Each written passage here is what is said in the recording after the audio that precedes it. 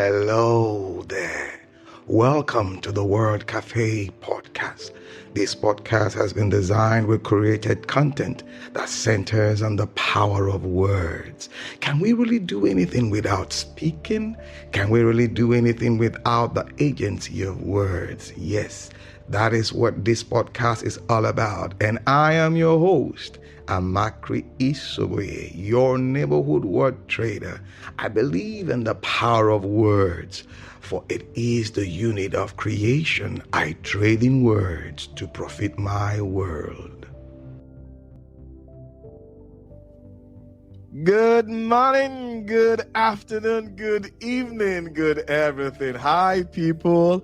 Wonderful being here with you again. Yes, how are you doing? I can't start without asking that question, because the truth is, if you're not there, I'm not here. And because I'm here because of you, and we're all here for one another.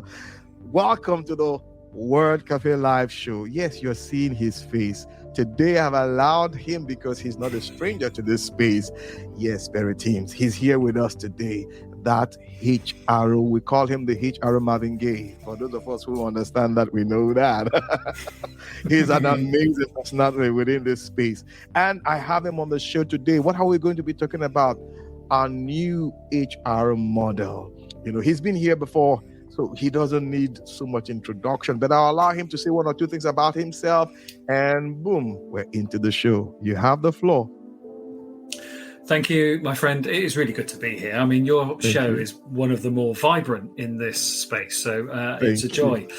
And yes, I've got three numbers for you: 30, 20, 10, right? 30 years I've been working around change in the world of business, and largely that's through technology and other things. 20 in the HR world. So 2 decades experience there. And then 10, because I've been independent for 10 years with people in transformational HR. So 30, 20, 10. That's how I'll introduce my backstory and where I'm at. Wow, amazing. I mean, we will consider you a guru in this space. That's the truth, considering what you have outlined now. Now, our new HRO model. Now, before we go into the new, what was the old, and why are we jumping into the new now? I think the old is something that many of us are in. So it's a bit like when two fish meet in the ocean and one says, "How's the water today?" And one goes, "What water?" Because they're just operating and don't recognize it. So many of us have business partners, centers of excellence, and shared service support. And we all kind of go, that's the way HR operates. And it has been for about 26, 27, 28 years, right? So almost as long as I've been in the workplace, that's how long this model has been around. And I think the adaptations to it are probably many, and some people say, no, we're not doing it like that, and they're doing a variation or a twist, but the predominant model is what we know as the business partner model or the Ulrich model. 3 distinct parts: shared service, center of excellence, OD, payroll, reward, and shared services that looks at things like administration and so on. So that model's been around for a long time, and the world has changed a lot. And I think it's time that we gave it some upgrades, a bit like software. And that's where I think the thinking is coming from. Okay. So now, considering what you have outlined and all the changes we've seen, what is the new? What is the future? Because when you talk about new, you're looking at the future here now. What's the new? What should we consider? Yeah, I think the new has to be about intersectionality, if that's a phrase I can use, which is where things aren't in verticals or swim lanes, but they are connected or nested circles, right? So I'll give you an example in that often organization design and development practitioners are involved in lots of change work, and they often sit in the center of excellence. Yet people who are receiving intelligence about talent, performance, and so on are often business partners sat with their clients, their business leaders, and the two have to cross a divide in order to get the intelligence in, to make the design work, to then implement the design.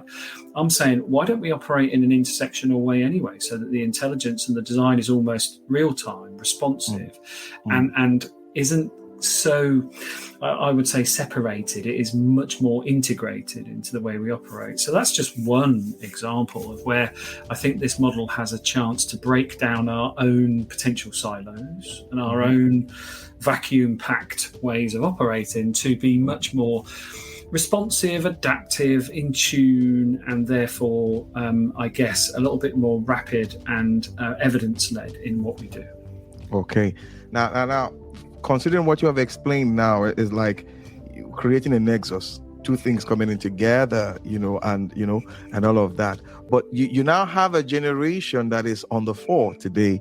We describe them as the is it Generation Next now, or the Gen Zs, as we call them, and the millennials, as we call them. How do we bring them into all of this? Because they are so, would I say, not uncoordinated now, but getting them to fit into that mold. Pretty challenging. How do we get them? I think there's something, isn't there, about what we're exposed to and how we set our expectations, right? So we have a generation that have been brought up with the internet and a constant stream of information and a constant connectedness to be able to contact people and perform transactions when they want, how they want, and so on. And the workplace is no different for them. So if they have to fill in a form and wait for 2 weeks for something to happen, they're like, what century am I in? It should be like that. So some of the systems I think we have, we kind of go, yeah, but we need to have bureaucracy to support them. And we're like, yeah, but it doesn't need to be painful and counterproductive bureaucracy. And I think we've got this thing in work where what we've done is we've created almost like a permission-seeking, very rigid way of getting something like time off approved or some expenses or a training course being booked. And it's almost like, in the real world, these people would make those choices themselves. They're adults. They can discern what's right.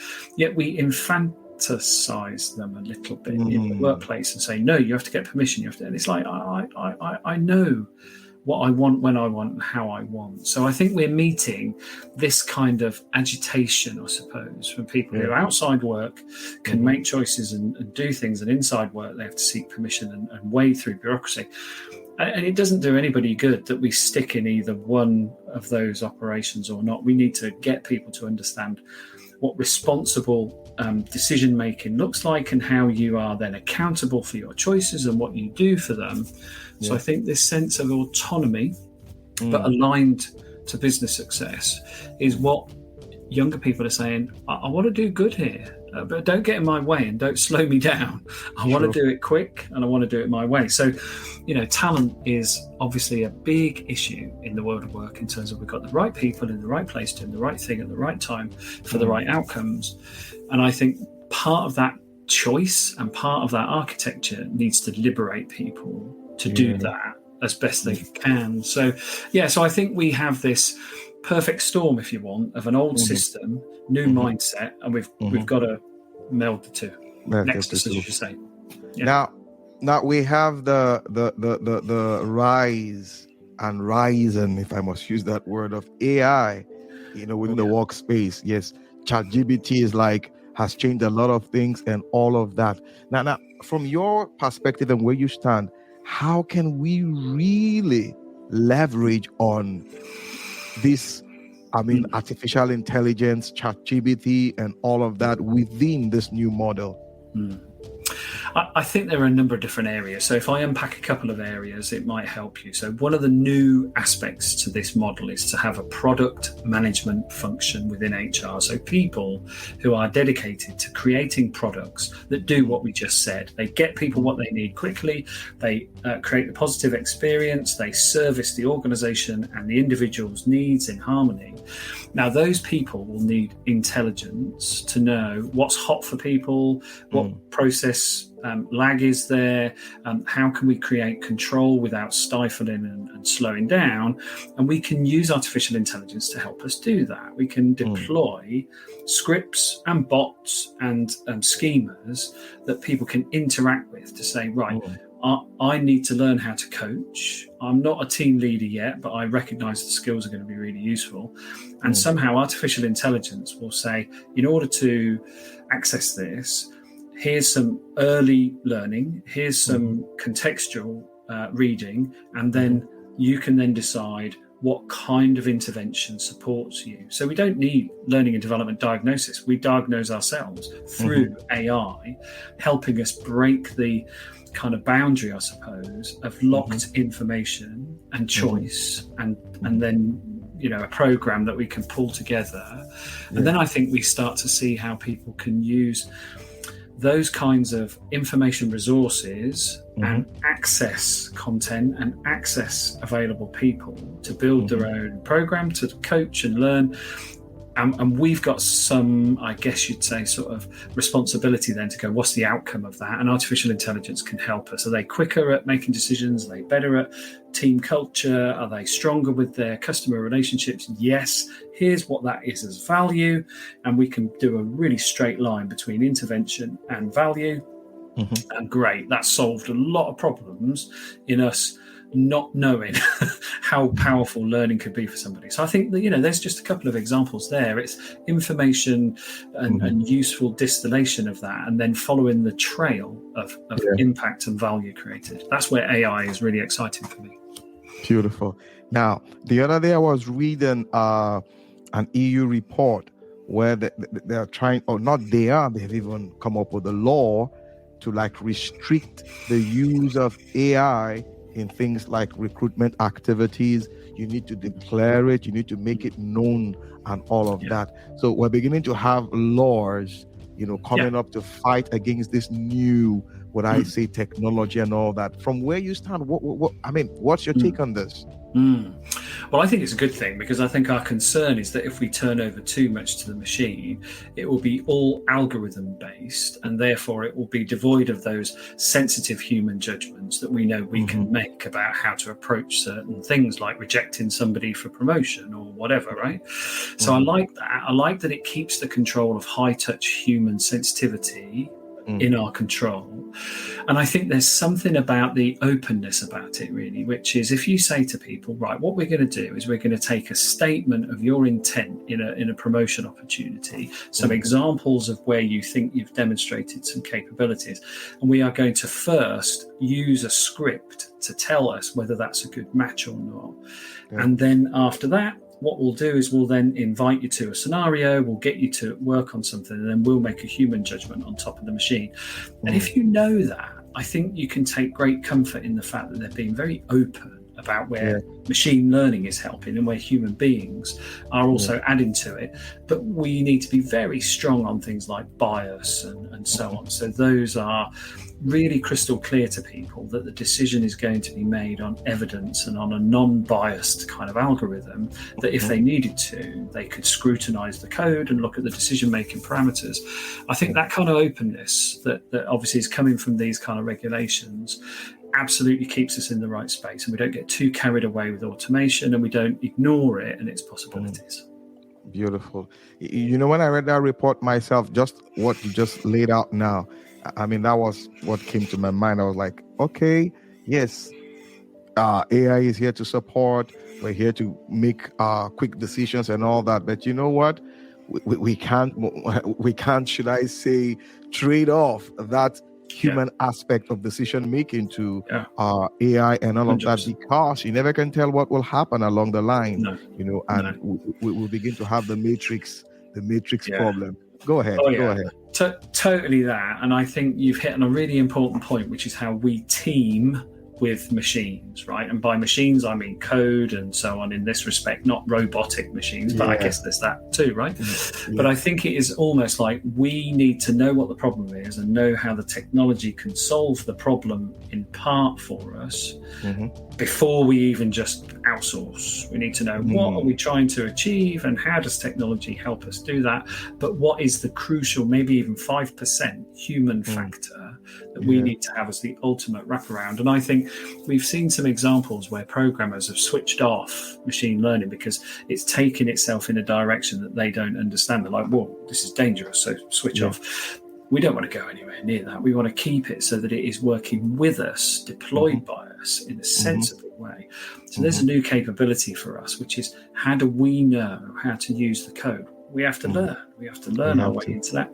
and then we deploy it very sensibly and cautiously, but also very actively, like you say, to speed things up.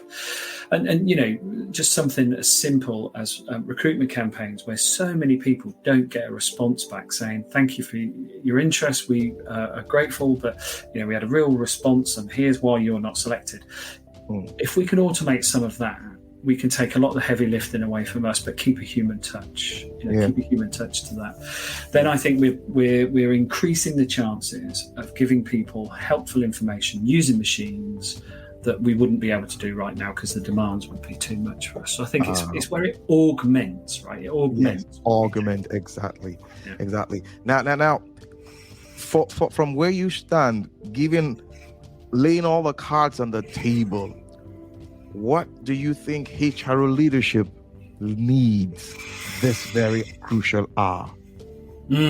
So I do think it needs a strong sense of strategic overview, right? So it looks at an organization from a very sort of top level vantage point and goes into the almost like what I call this kind of knowing glance, like how are we shaped and where do we play and what's important to us and what do people feel about us? Because I think that external perspective helps us with recruitment, it helps us with reputation and so on. And from that, I think they can trickle through then with, okay, what does it mean to work here and how do we bring that to life? I often say that the HR profession has this big responsibility for these people who have skills and intent and energy and purpose and drive to make sure it's lined up in the best possible way so that you find what you're here to do in the world through us creating the architecture for it. So I think that's what leaders need to do. They're like, have we got the right architecture so that people who come in can experiment, learn, do really good work, but find out what their sweet spot is and that we let that become their destiny. And around that are a whole range of hygiene factors, support, development, life episodes where the organization kind of looks after people when they're having troubled times or choices to make. And I think then it's about the professionalism that sits with that leader so that they can be psychologically sound, they can understand technology, they can absolutely work within the legal framework, they know compassion and human values.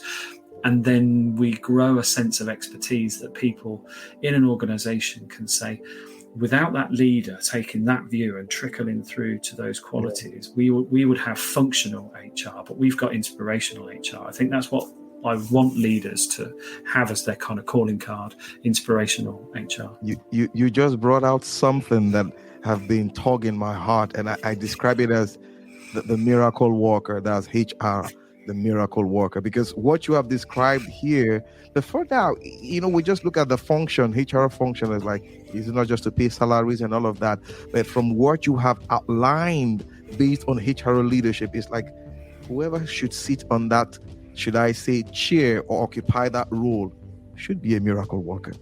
That's a very, very nice way to describe it, because it does feel, and I've used this phrase, it feels like we're not just dealing with the kind of predictable process energy and not just the emotional and I guess you'd say sort of intellectual energy. We're also dealing with the kind of quantum force that happens when you bring people together like that. It's almost like things happen more actively with speed, creativity, when those things combine, process and intellect and energy and belief systems, that is quite miracle working. So I know why you make that definition, and I think it's a really nice way to think of a leader doing that kind of work. Amazing. Guys, we've been discussing with Perry Team. Like I said earlier, we call him the Marvin Gaye within this space, if you understand what we mean by that. He has this idea, scientific, at the same time so emotional. We're relating with us on this space, and thank you for doing this. He has a short time with me, Tim. I mean, this on this episode. But before I let him go, he has other things to catch up with. Before I let him go, from where you stand, project into the future, because things are just happening at the speed of, when I say our thoughts now, not necessarily the speed of light now. What do you think the future holds? Are we going to see another remodeling of HR soon? I think we are, because I think what I'm sensing, and I use this word wisely, is a kind of renaissance of human beings in the workplace, right? So I think for a long time we had people conducting very craft-like work, and then we industrialized, right? And we became part of the machinery. Whether we like it or not, we did. Now, we are now, I think, entering into an era where creativity and compassion and all of those artful craft-like qualities are what differentiates an organization in its performance. So I think we've now realized that the machinery we can outsource literally to the code. And then what we have is the opportunity for people to step more into craft. Now that requires a very different HR approach, perfectly positioned by you earlier. Emotion and I guess you'd say sort of efficiency, art and science all come together. And so people might say, well, that sounds like a real utopian pipe dream, but I think things are leading us to that. The experience of work now is quite character defining. It is what people are really looking for. They will trade economic sort of value for something where there's flexibility, choice and belief in what they do. And we have a planet to repair, Amakri. We have a planet to put right. That requires art and science. So that's my sense, that there is a renaissance due, and HR will need to be really at the front of that. So we now need the renaissance man within the HR space. I think that's it. Vitruvian man, whatever it is, the renaissance will come from that. And I think there's nothing better than us thinking about our work as craft. I think that's a really beautiful way to think about what I do, is something that has value in all sorts of dimensions, but is also aesthetically pleasing. Yeah. Beautiful. Guys, I can keep him here for another hour, but time is not our friend when we get into this space and we're talking about something very so interesting and juicy. But I know when we call on him again, he will oblige us of that time to talk more on this. But we've been talking about our new HR model, like you just heard him. In the next maybe couple of hours, months, maybe years, we're going to see another remodeling of this model that we see. But don't be scared. That's why we are here. We evolve by the day. Thank you so much. Thank you so much. You know how we do it on the show. We say it. This is the space where we come in to lean on one another's experience and forge a positive path. And Perry just gave us one of those positivity, and we're going to lean on it for the future. Till I come your way again. You know how we say it. Bye for now. Perry? Thank you, my friend. Bye for everybody, and keep the faith. Keep the faith.